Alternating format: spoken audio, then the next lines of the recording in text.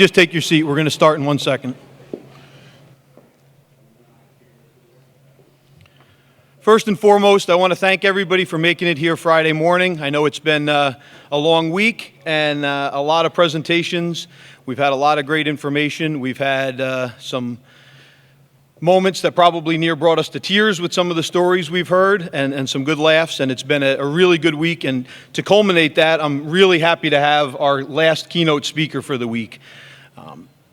Dr. Mitch Javidi was, the first time I met him was out in Phoenix this past June. We were at a presentation, and if you recall in Phoenix, we had a time where the Microsoft system had shut down and it messed flights up all over the country.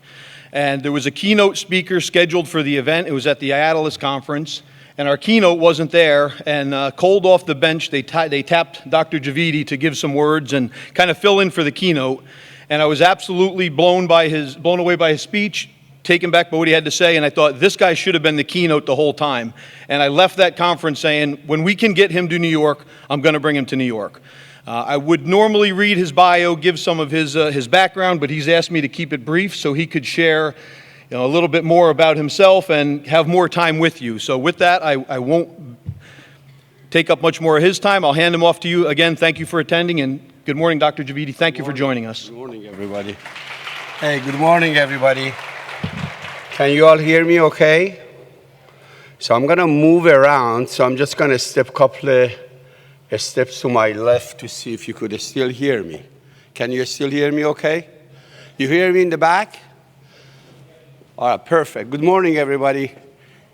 I put my bio, just a few bullet points, so we can just get that out of the way, right? Because I'm not here about me, I'm here for you.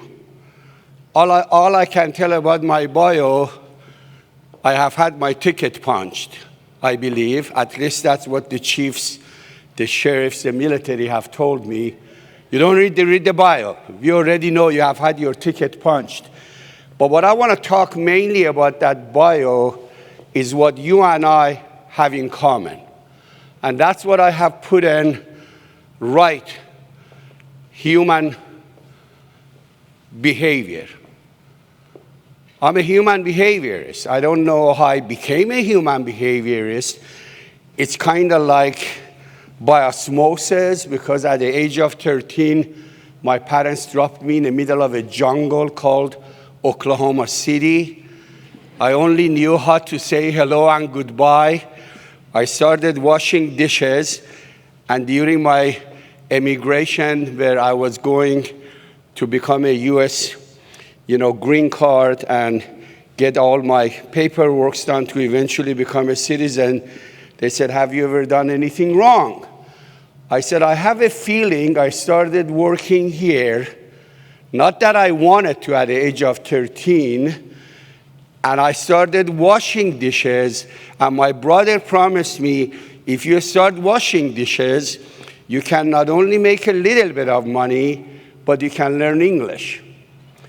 A couple of weeks later, he asked me, said a few things. I said, Mamacita Bonita. He said, that's not English. I said, I don't know the difference. So I told them that was the only thing I believe I have done wrong. They said, we know that, and we are okay with that.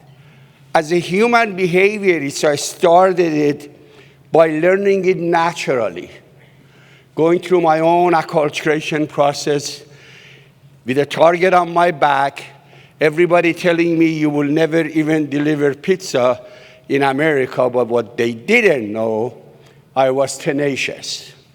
So I took all of that and I said, watch me.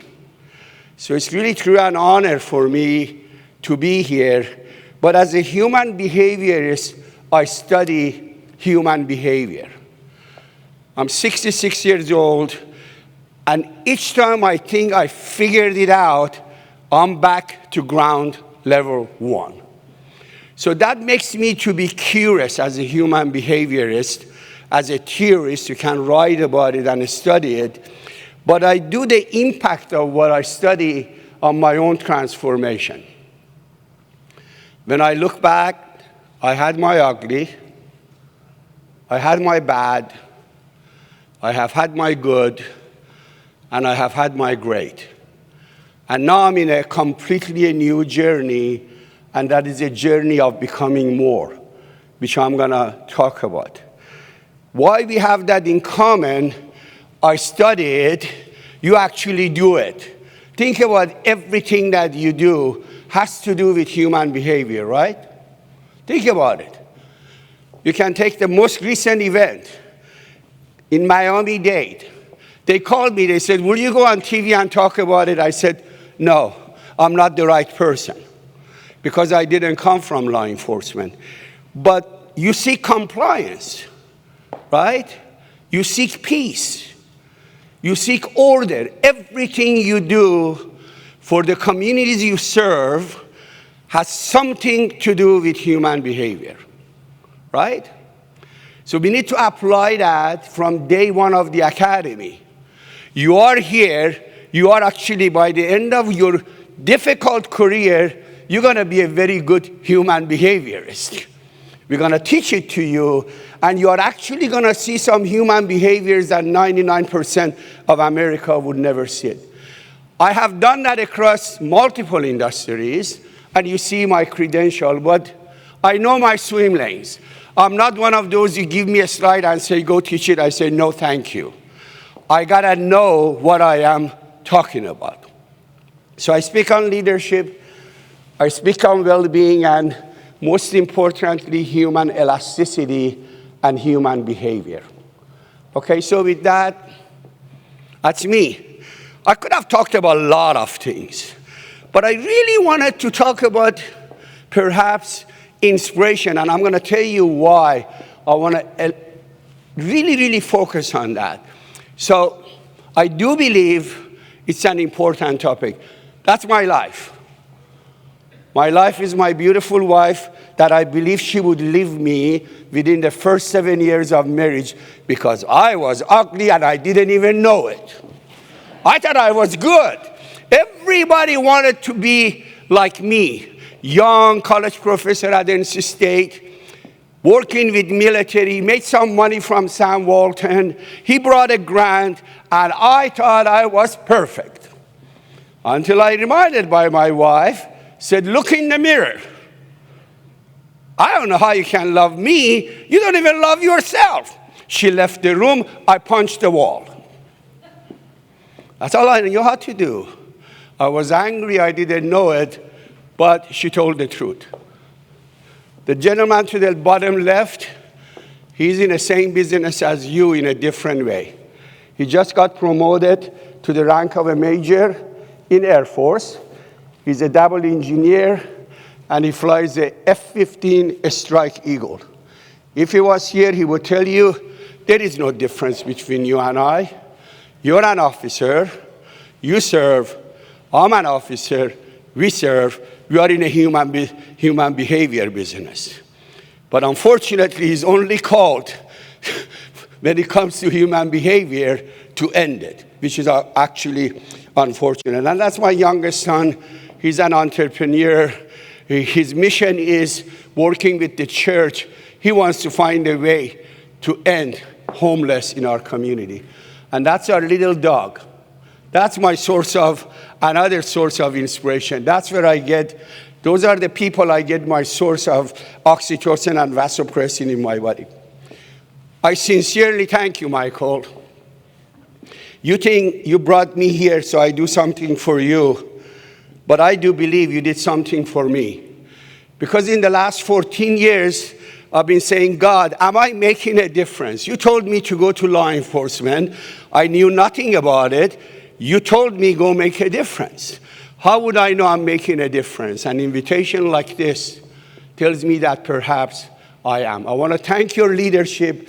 Your department director of cops yesterday said, look at this. I don't think it can be replicated. No, it won't be replicated. I traveled 220 days last year, traveled around 18 countries, and this year doesn't look any better. What you are doing here is amazing. It's not because of only your deliberate leadership, but the public safety community and their families you have in this state. And for those of you who are here, I cannot thank you enough. I've been watching you the last 24 hours. I've been walking around and talking to people. I am confident nobody made you to be here. You came here because you believe you can learn together to become more. So with that, you inspire America. They may not be aware of it, but you do, and for that, all the blessing to you all, okay?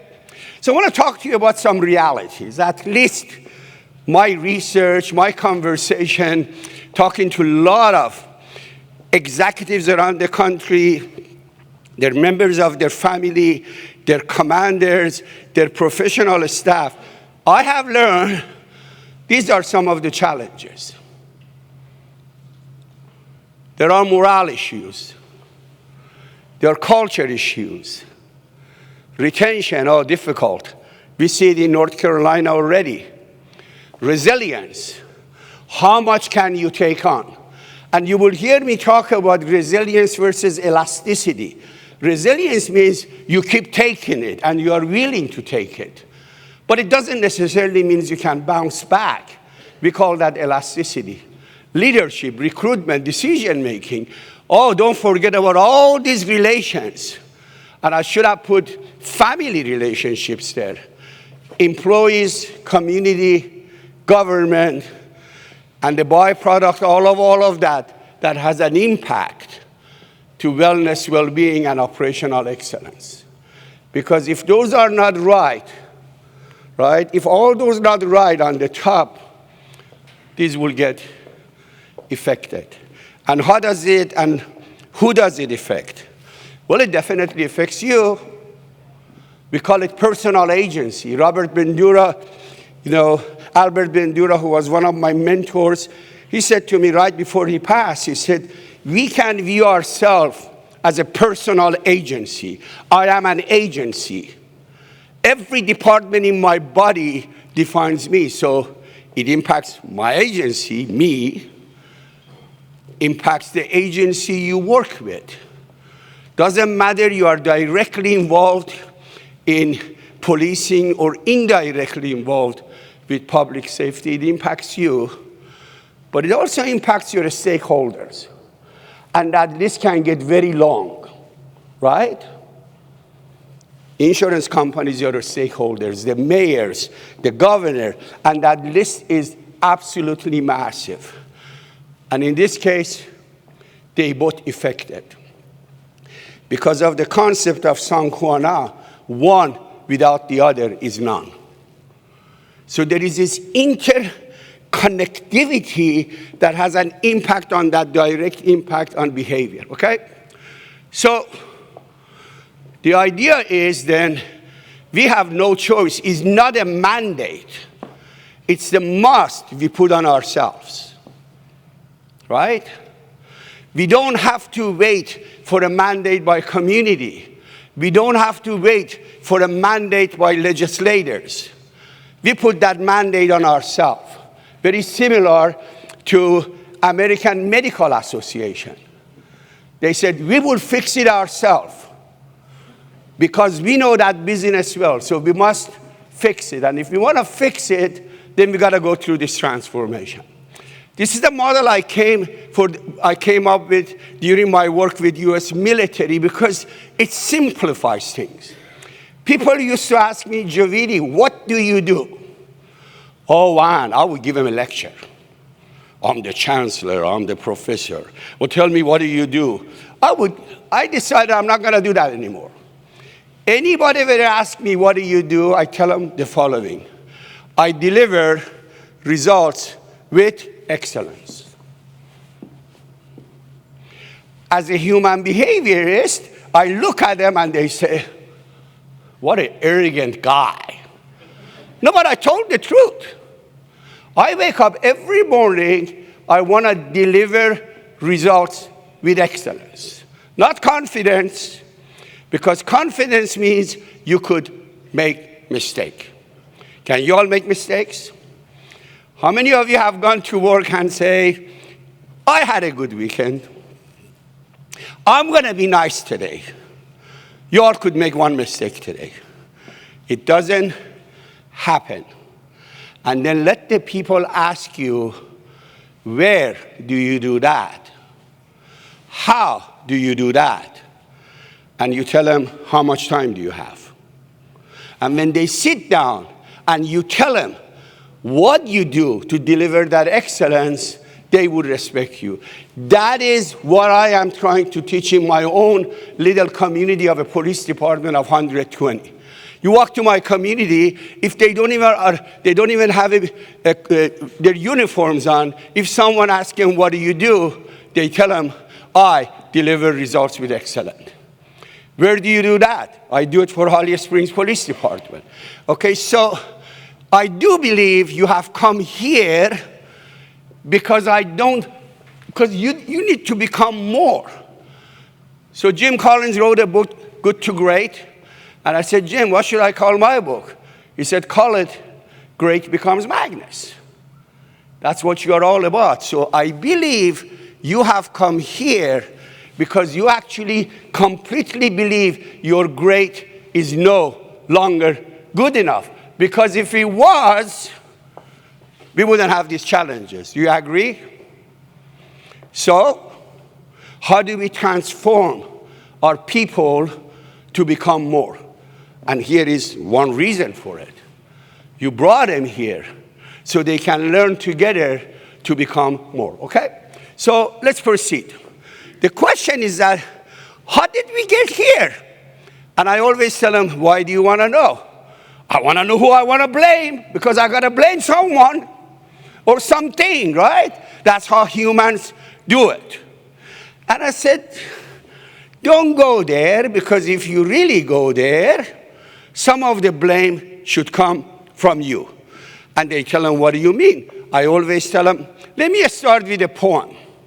Here is a poem. Even after all these years, the sun never looks at earth and says, you owe me. Why doesn't sun do that? Think about it.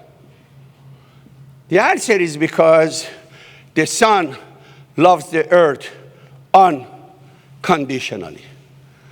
Unconditionally doesn't mean I got your sex. In the military, we have I got your sex. Then we have, ooh, I got your sex, right? 100 people will tell you they got your sex. They got your back, but they actually believe two of them. We are talking about those two, right? But there is a second part to this poem. The second part of the poem by Hafiz says, look what happens with a love like that. It lights the whole sky. Hold on a second, that doesn't make sense. Why did he say sky? Why didn't he say earth? Because there are more benefits to more beneficiaries, right? So, if the sun loves the earth unconditionally, and it serves the earth more beyond the earth benefits of it, then it sounds like Hafiz was talking about you all. Have you thought about it? You heard what the director said. He validated what you already know. Nobody made you to be in this business. You are underpaid. You are overworked. Everybody wants you to drop out. And you are staying. Why? Definitely you are not getting millionaire. It's not easy. I've been in corporate world. You could go there. You could make 3 times of the money. Why are you not going? Because you unconditionally love to serve your communities. Your community is the earth. Who are the other beneficiary? The America as a whole. Failure here creates a replicating effect. So I am a believer. You may actually have the model for America, Michael. Stay at it. Now, why is that so important to know? Because when you love something unconditionally, You got to be willing to sacrifice. Sacrifice, yeah. What is sacrifice? When you are willing to give something of value to something that is desirable. Well, English is my third language.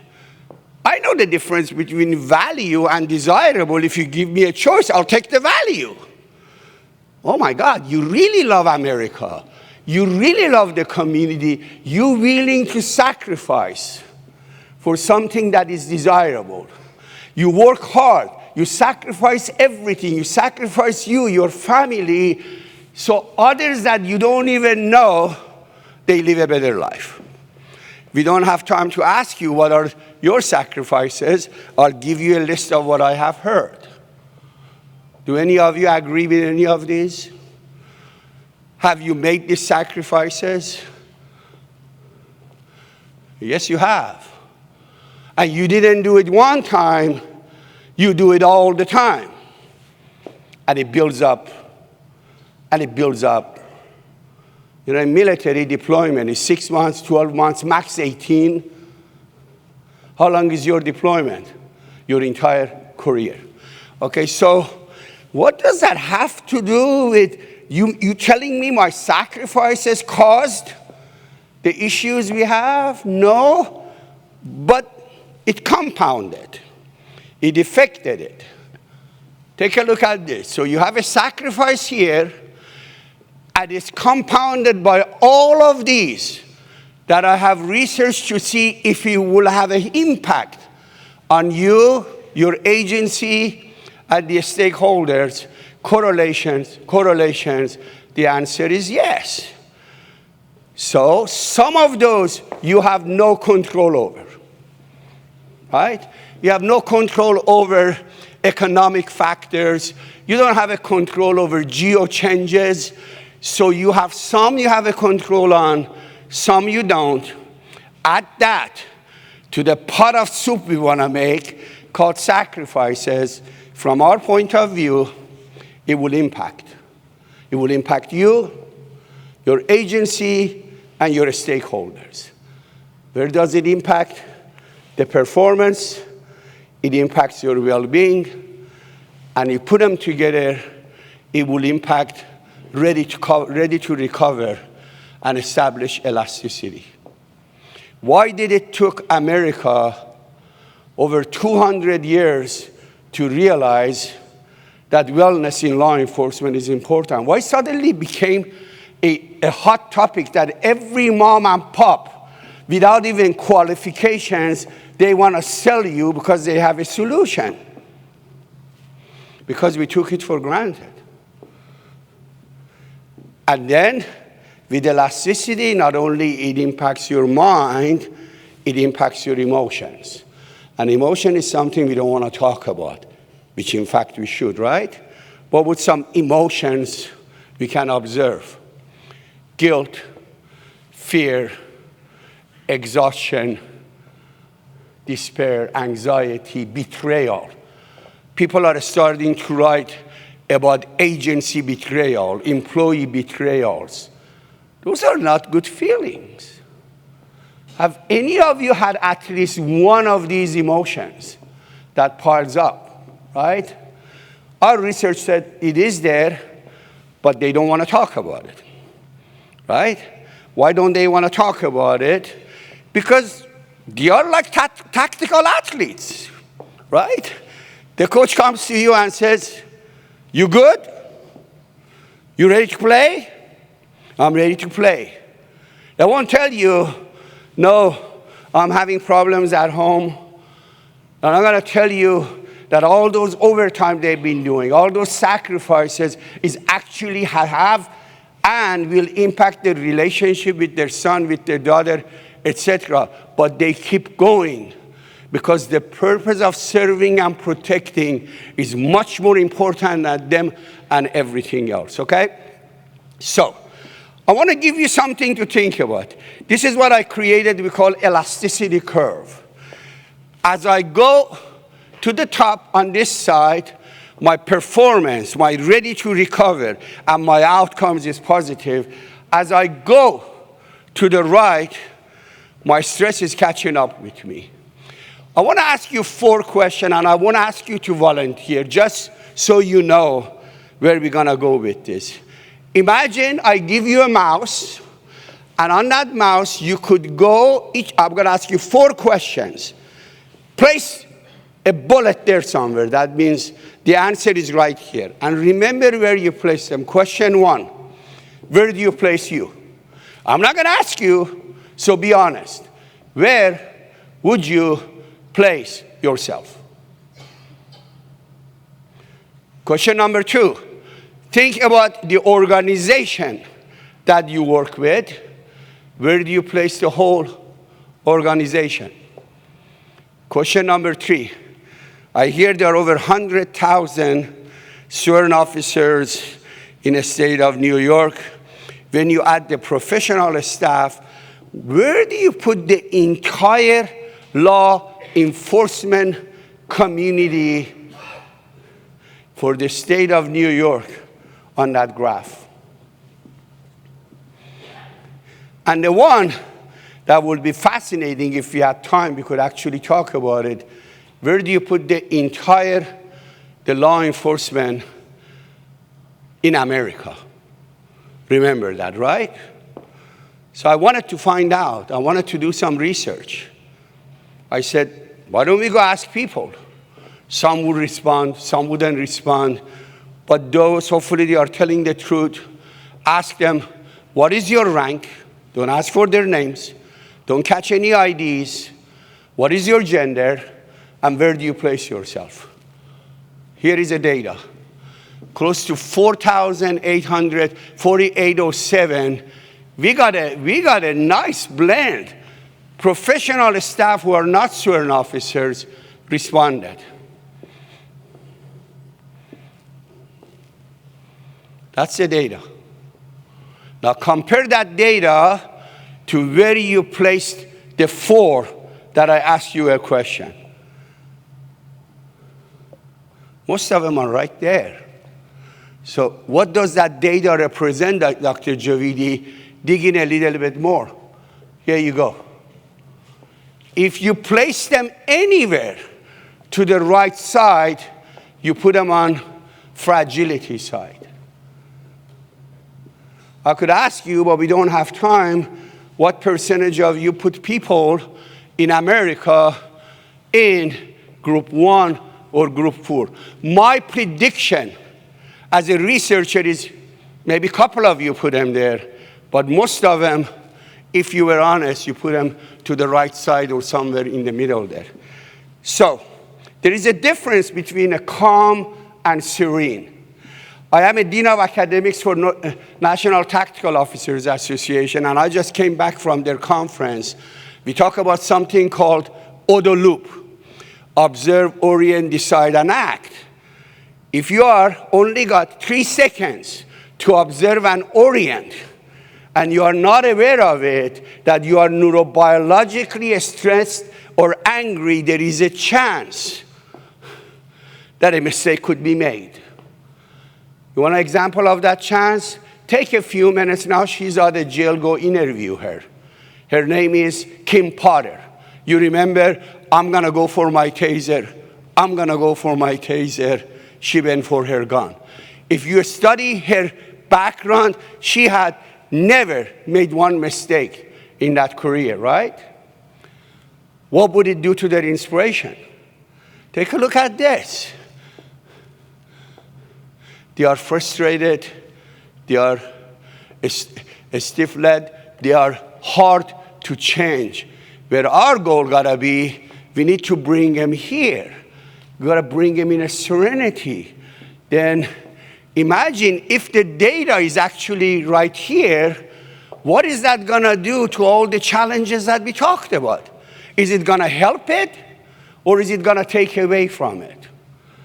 Remember, I don't always have answers, but it's good to have good questions, right?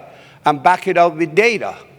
So I'm gonna show you how that fragility curve actually works. We have some people that say, I won't make it in this business. Start watching your graduation rate after the academy and train them to see how long they are willing to stay. Some of them gonna be doubtful. Some of them, their parents are gonna say, the ones that they love to say, get out and get out fast. Some would say, I am defiant, I'll take it. I don't care about the stress, bring the stress, I'm resilient. They become inflexible. Some will say, oh, I'm adaptive, I can adapt to it. And then in there leads to broken. An interesting thing happens in an area like that. So when we build models in the academic and scientific world, we build models in the military, we say, let's go find out. And we find out that right there, things could go bad. Is suicide slowing down? Is broken families slowing down? Is early signs of type 2 diabetes slowing down? Are depressions slowing down? No, moral injuries, self-medications, health challenges, stupid judgment, and when you compare that to this, oh wow, Houston, we have a problem. How do we get to them? Because they would not raise their hand unless it's slowly changing. And that's a blessing, Michael. You and I talked about it. It's slowly changing, but like you said yesterday, we may be actually in the right place at the right time. This industry is an aging industry. In the next 5 to 10 years, a lot of people retire when the new ones are coming, so head them from the academy level. Teach them brain science. Teach them the things you have not been teaching. So if I continue then, where we gotta go there. We gotta be innovative. What is that innovative? Something new? Is it possible we can teach them something we have not been teaching them? Dr. Javidi gave an example. Mechanics of your brain. How many of you have been trained on it? Don't you think if you are in a human behavior business, you need to understand how your brain works? Am I right? Why are we not teaching it? We don't know. Academy is already committed. There is no space. There is no time there. Give them extra week. Change it. Take it from 21 weeks to 22 weeks. Why? Because it's good for them. They don't know it yet. Isn't that what we tell our kids? All right? So, we got to be in the reversal. It is okay to have a stress, get inoculated, but then teach them how to bounce back. You remember your academy years? Those instructors would inoculate stress in you, and they would say, okay, go rest, we'll see you tomorrow. And then tomorrow they will come, they inoculate stress more. What if we can teach them some recovery activities? What if we can teach them techniques that would come across like brushing your teeth? My mother said, brush your teeth. I said, I don't want to. She said, choose wisely. Brush your teeth or go bring me the black belt. Oh, my mother? Yes. My mother beat us up. And I swear to God, I was mad at the time, but thank God she did it. I started brushing my teeth. It's a self-administered preventative activity. Nobody does it for me. I don't say, honey, my wife, come brush my teeth. I don't say, honey, come wash my body. We did that when we were younger. We don't do that anymore. So there are things we do for ourselves because we learned it. So if your body, your mind, your emotions, your psyche picks up a stress, how should they brush that off? Oh, we will wait until they hit a wall, and then we send them to a clinician. Trust me, your clinicians would love you all more if you would tap into them to teach them some techniques that they would want them less, right? So that's where we gotta go, all right? So the effect then How does it impact us? It impacts, if we are not careful, all of those compounds will have an impact in an area of the brain which is right behind your eyes. We call it medial prefrontal cortex, that need to serve 9 functions. If those 9 functions are not met, you are not in tune. That's what Daniel Siegel, who trained me, says. You're not going to be in tune. It's just a matter of time. Kim Potter, after she saw this slide, she said, I killed that guy. That was not my intention. I was not good there. I don't know how I became that, but I was not dysfunctional. So the reason he calls it attunement here, because the upper part of the brain and the lower part of the brain treat them as 2 musicians. One is a drummer, one is a piano, or a piano and a guitar player, and you go to Nashville, you go bar hopping. You go to the first one, you say, no good, I'm out of here. Why are you not staying? They are not in tune. They don't know how to play. And you're going to bar hop, bar hop, bar hop, until you find that one, you say, I'm going to sit here. That's what I learned from my wife, because she did that to me. I was not a creative guy. The first time she says, I go there, she said, what do you think? I said, you're awesome. She said, Mitch, you know nothing about music. You're awful. I said, okay, I'll order drink. She said, just $20 on the table. Let's leave. I said, what if the bill is more than 20? She said, don't worry, they'll come after you. And we bar hopped. And we bar hopped. And finally said, what do you think about that? I said, that one makes me want to get up and dance. She said, you got it now. I'll dance with you now, right? So when these are not in tune, is that situation going to help recovery on this end, or is going to make it more difficult? And does the stress have anything to do with it? Of course. When these are not in tune and it's bad, you definitely need to get help. Right? He actually says those 9 functions are the definition of wellness. That's why you go get therapy. Right? So that's the effect of it, okay? So what is our purpose then? Well, Javidi, why are you even here? It looks like, Javidi, you've accomplished. Yeah, for 50 years of my life, I was that young kid that nearly died. People beat me up. I chased the money. I chased the success. I became a researcher. Yes, I worked with military, but I was not enough close with them to actually notice I'm making a difference. So at the age of 50, I said to myself, hey, I've sold 3 businesses. I've trained the military. I've made my money. My boys don't even have to work, but they are working. Honey, I'm going to retire. She said, you're going to die. I said, excuse me? She said, you're going to die. Don't start working. What are you going to do? I said, I live on a golf course. I'm going to play golf. She said, you've been on the golf course for 20 years. You haven't played. I said, because I hate that white ball. I hate it. I'm a type A personality. I hate the ball.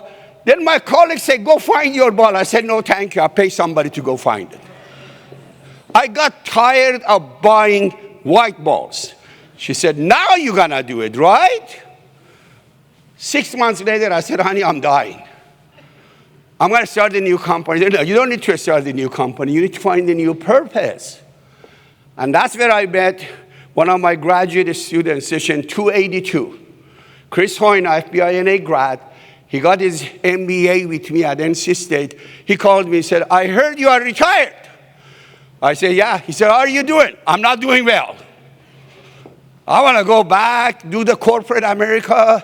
I should not left the university early. He said, you would have died there. because he would have got bored. I said, do you have an idea? She said, I think things are missing in law enforcement. I said, like what? He said, 0.1% go to FBI and A. Some will go to Northwestern. Rodney King situation happened. They had to go to West Point, get the West Point leadership program.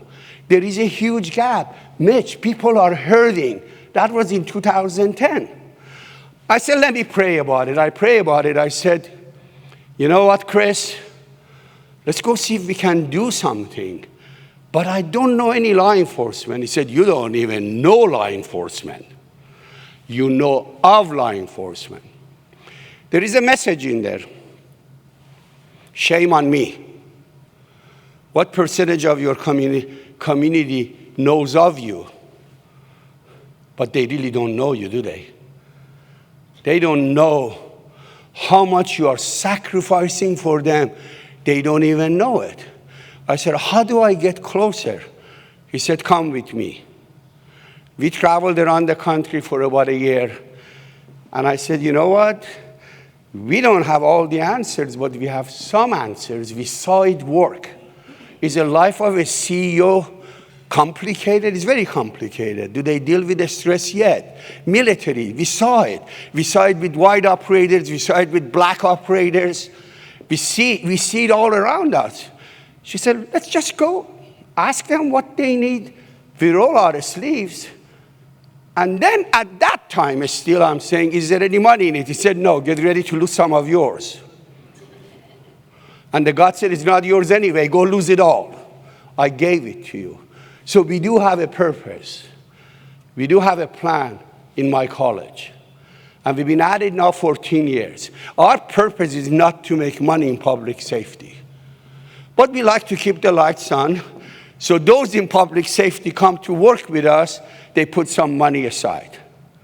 So he reminded me of my own poem, which is not mine, it's Hafiz's.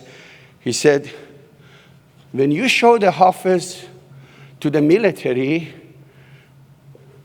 there is a message in there.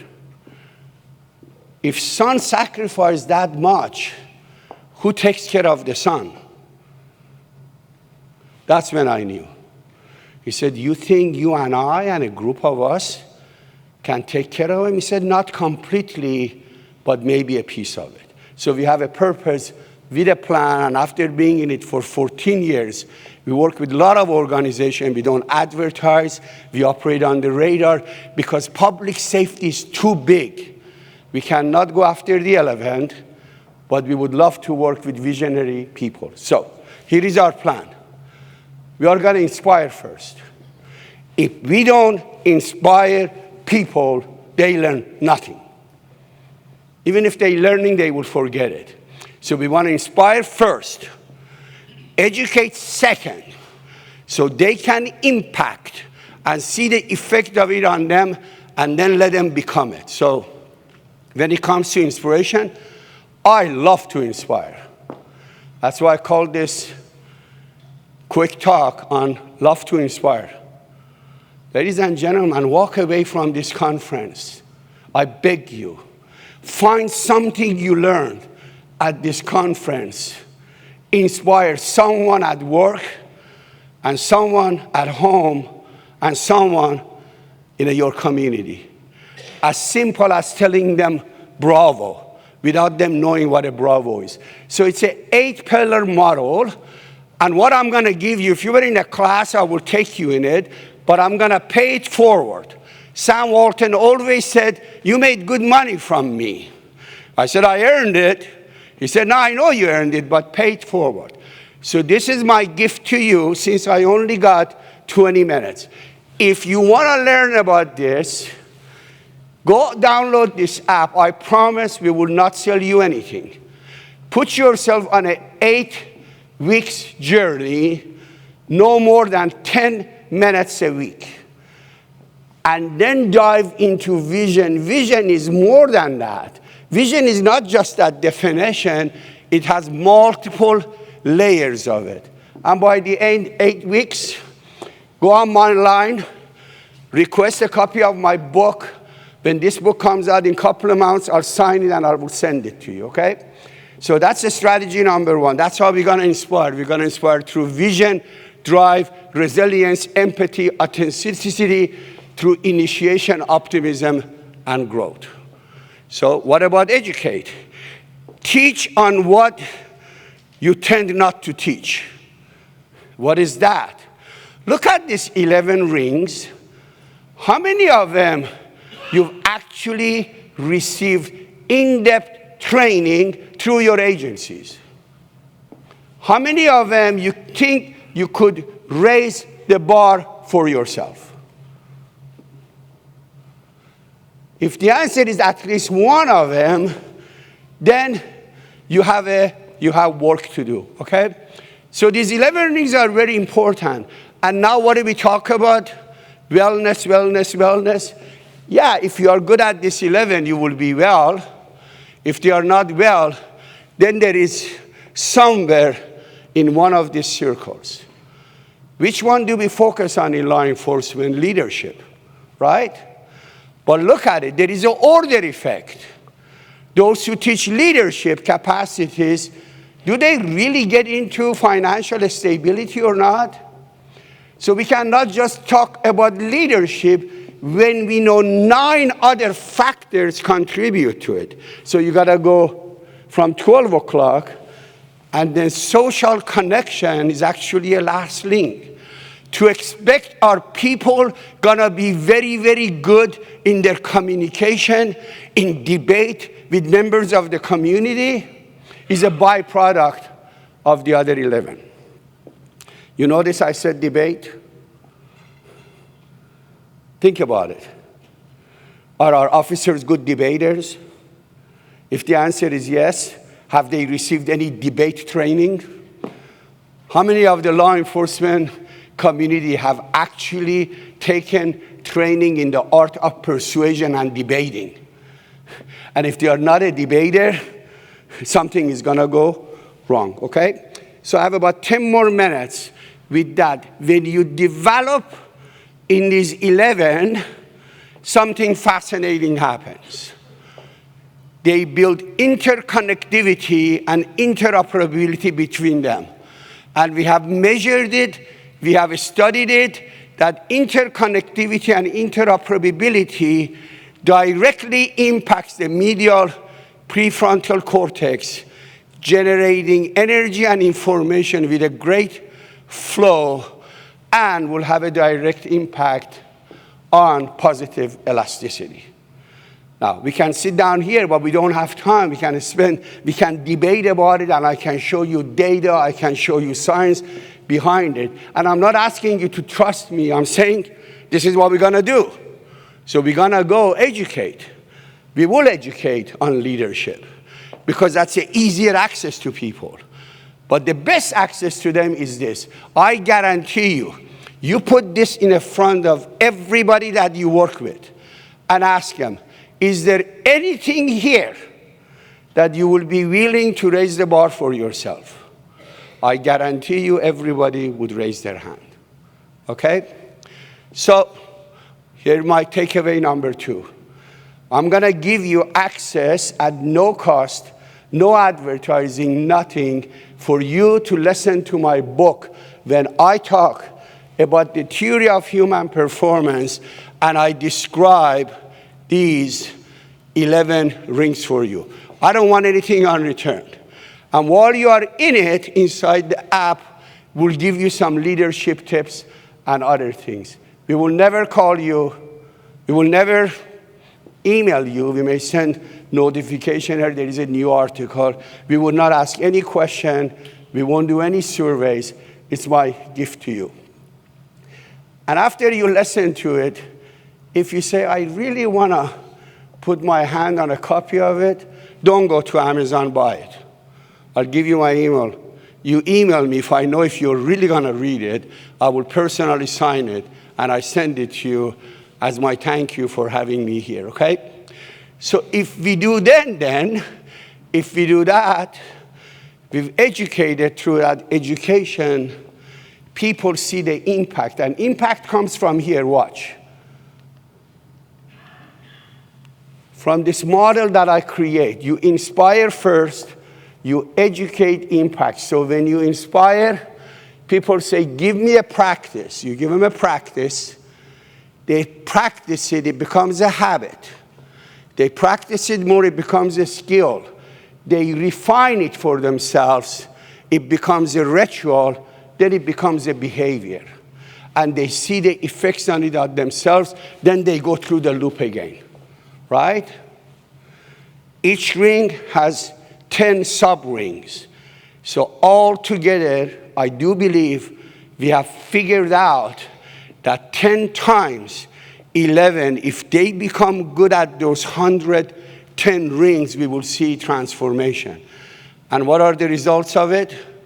They have transcended. They build mastery for self-awareness, elasticity. They become mindful, presence at every situation. They can neurobiologically observe and orient to that education. Use of force will go down unless it is necessary. And if it is necessary, they are not going to think about it. They got a job to do. They better do their job. I don't know about you, chiefs and sheriffs around the country are telling me, Dr. Javidi, my people are not making decisions. I say, what do you mean? They wake me up to make the decision. And I tell them, why did the sergeant not make the decision? And they tell me, it's a different circumstance. It's not a different circumstance. They are passing that decision making, and I think only you know if that's the case. And if the answer is yes, we are in trouble. Because without that, our officers gotta be inspired that they are trained to make decisions. So the transcendence will happen. Having said that, I think I have done exceptional. You said 10 minutes. Michael, I did it. Chuck, you proud of me? Chuck told me, if I stand up, you are in trouble. I said, God help me. All right, so I talked fast. Hopefully you did okay with my accent by a redneck guy from Oklahoma. I hope it all made sense. But at the end of it, I will tell you this. We have a challenge in military. We say, it's on you. And I gotta believe that to say, yes, it is on me. So what's the value of me keep blaming my wife and the university that they are not delivering when I haven't looked in the mirror to say maybe I'm contributing to it.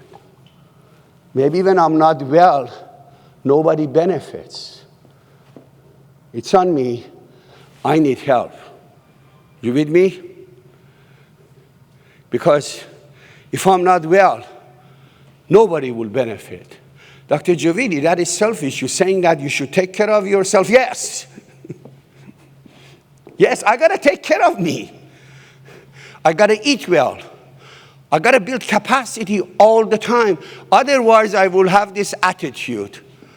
I cannot wait until I survive this job. Have you ever heard people saying that?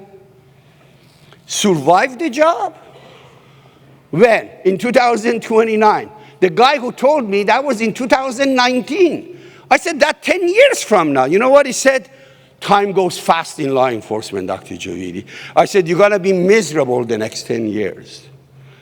Okay, so I guess my message is, it is on me to learn and to develop. It is on me, although some say go away, I'm gonna say I am available if you want me to share some experiences.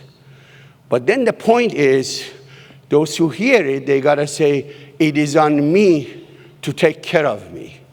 So officers gotta say, morale issues at our agency, we cannot say it is the chief's fault, it is the sheriff's fault, it is the agency, and wonder that if we actually have contributed to it or not. So New York is one of those states that embraces 21st century policing, means community. How can you be in the business of protecting a community if you are not even having a relationship with the community? So people refer to communities in others say, we don't even want to talk to them. But if you don't talk to them, how do you know what they need? Now it becomes a proxy. They are not kids, they have a voice. So that relationship development then becomes the foundation of everything. If you take care of 1 and 2, some things, problems get fixed in the other rings. What kind of leader would I be if I'm not in good relationship with me and with my family, right? So I'm going to leave you all with this challenge. Not that I'm challenging you, because if you take it that way, I will definitely lose. I'm old. I walk slow. I don't know this business as much as you do.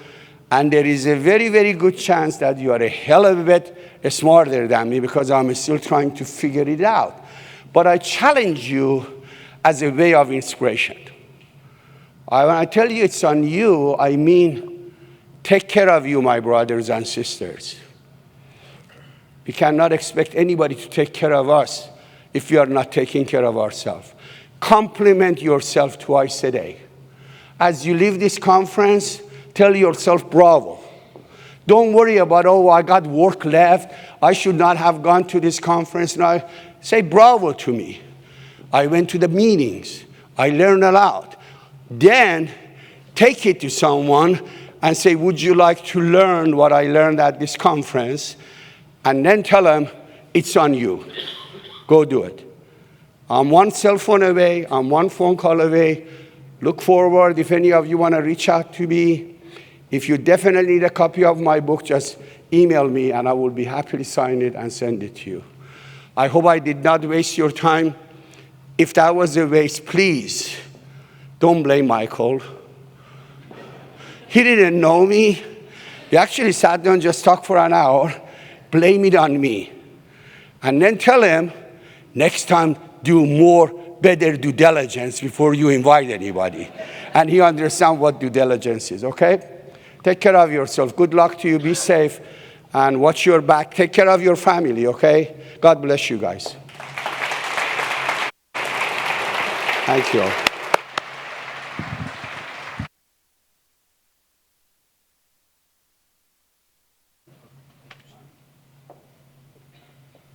Once again, thank you, Dr. Javidi. Thank you for a great presentation. You know, we've done a lot, I think, in the last year or two in bringing leadership training into New York State. A lot of you are probably familiar. We brought the FBI-NA certification course in last year to Saratoga. This year it's in Nassau.